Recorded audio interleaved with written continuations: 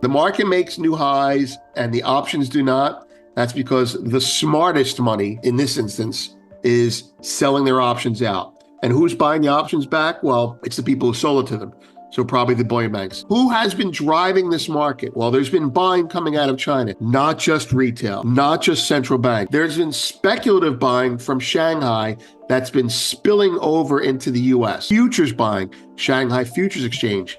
China, for the first time, and they're very powerful when they do this, is clamping down. So call it capital controls, call it margin raises, but they're adjusting margin ratios and price limits for some contracts on futures. That's the first thing. The second thing is they're adjusting transaction fees. Gold prices surged to an all-time high last week, surpassing the $2,400 mark, demonstrating its resilience as a safe haven asset amidst global uncertainties.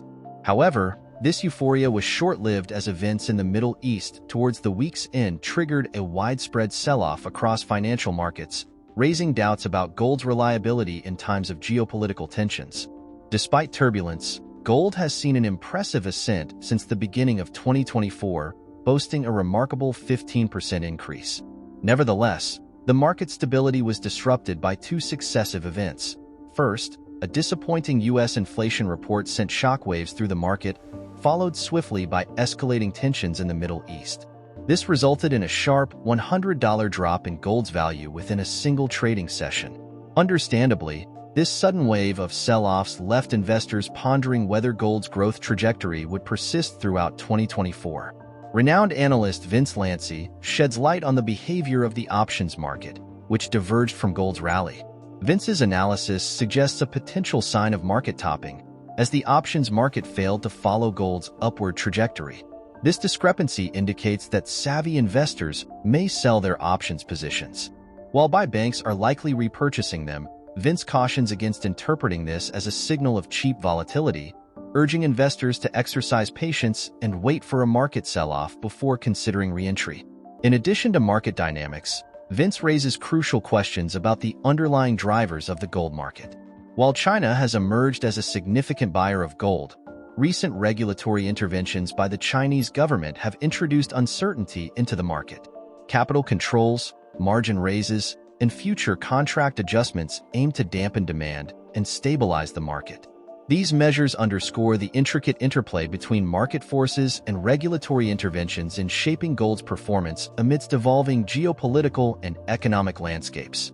We will present clips from Vince Lanci's interview with Arcadia Economics, but before we do, if you want more videos like this, please hit the subscribe button and turn on the notification bell for more updates. Thank you and enjoy the video. Gold is making new highs and the options are not making new highs.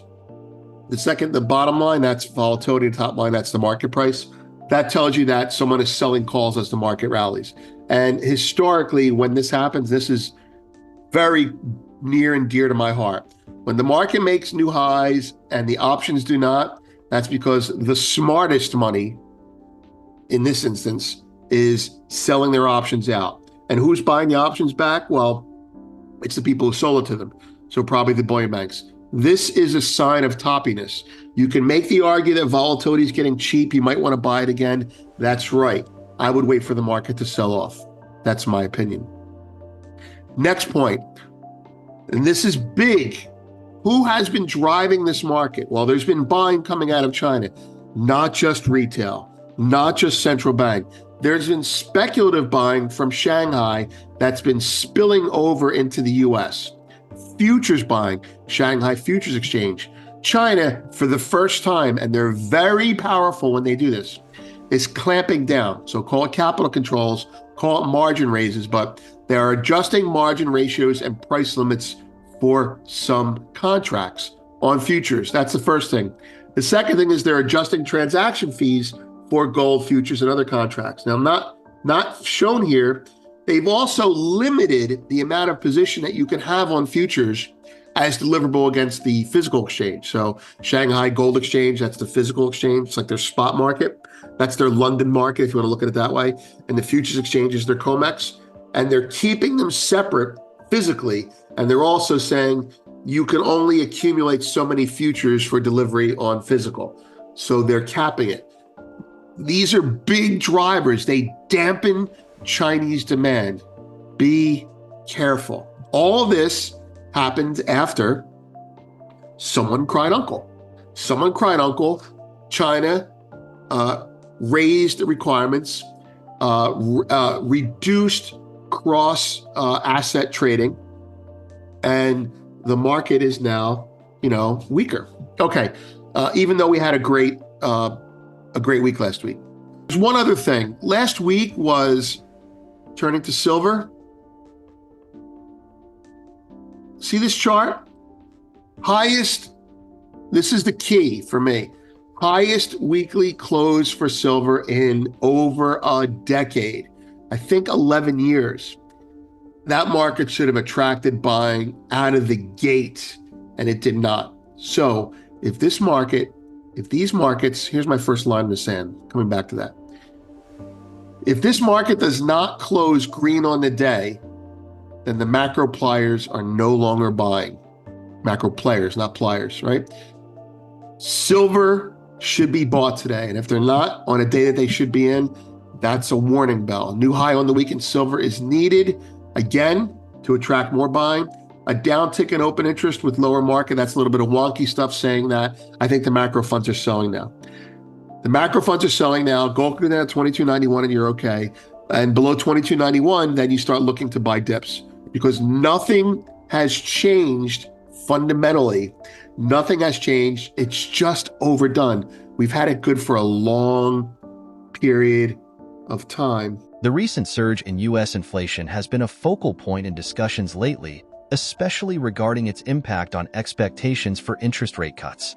At the beginning of the year, there were widespread predictions that the Federal Reserve would implement numerous rate cuts, possibly 6 or 7. However, these expectations have greatly toned down as inflation has failed to reach the Fed's 2% target. Presently, the market anticipates only 1 to 2 rate cuts of 25 basis points each by the year's end. This shift in rate cut expectations can be credited to recent inflation data and the resilience of the U.S. labor market. Initially, the market adjusted its projections for rate cuts following positive labor market data. However, these expectations were further tempered after the release of inflation figures on April 10th. In contrast to the diminishing forecast for rate cuts, there has been noticeable activity among major banks such as JP Morgan, Goldman Sachs, UBS, Citibank, and Bank of America. These institutions have been raising their targets, signaling optimism and active involvement in the market. Vince interprets these adjustments as responses to prevailing market conditions rather than mere marketing strategies. Additionally, Vince observes a shift in market sentiment, particularly concerning long-term investment appetite, noting a decreased interest in adding to long positions, which suggests a decline in overall market confidence. Let's return to the interview. War, debt, inflation, and rate cut potential are all known quantities, although we know that the rate cut potential has receded recently. Second point, the bullion banks, JP Morgan, Goldman Sachs, UBS, Citibank, BOA, all outdid each other, raising targets very similarly to how they do on stocks they play catch up with. These are not bag holding price target raises. They raised them at the end of the year. That's marketing. And then they raised them in March after the rally. And I do not believe that was bag holding. I believe that was them playing catch up with a big buyer that they did not have a handle on. Okay. Number 3, every bullion bank, I think I just said that, right? Every bullion bank has not only raised their end of year targets, excuse my spelling, but raised their targets again since March, predicated on buying they have no control of nor heads up on if it's coming as they play catch up to market forces. The editor is going to be fired from this organization. For the last month, you've seen precious metals money coming in hand over fist, right? And energy you saw coming in to cover shorts, but not getting long. Well, this past 2-week breakdown from March 13th, actually month breakdown from March 13th to April 12th, you saw, it's a little bit small. Let me see if I can make it bigger for you. That's the wrong way, right? You saw precious metals go from $26 billion to $30 billion. That's a healthy increase. But energy went from 27 billion to 36 billion. the allocations between funds are going from metals to energy. So some of the longs are selling in gold and buying in oil. It's not the end of the world, but this is how it happens. Here's another red flag for me, market news. The first story, gold's rise to all-time highs above 2,400 an ounce this year has captivated global markets. Big deal. That's a big deal because it's a Bloomberg story and there's nothing about it that's bearish. Tesla has cut prices by nearly $2,000. That's recessionary. Gold's going to go down in a recession, just not as much as stocks.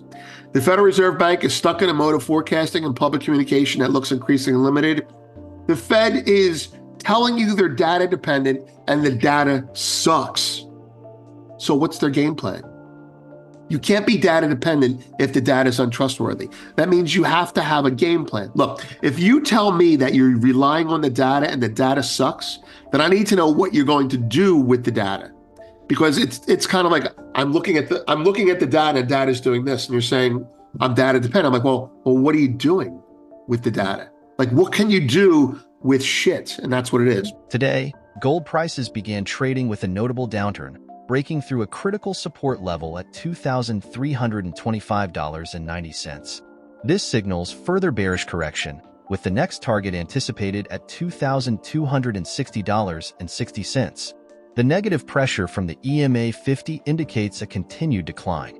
However, if $2,325.90 is breached, it could potentially reverse the bullish trend. Share your thoughts on where you think prices are headed in the comments section below. Don't forget to like this video, subscribe to the channel, and turn on post notifications for more content like this. Thank you for watching.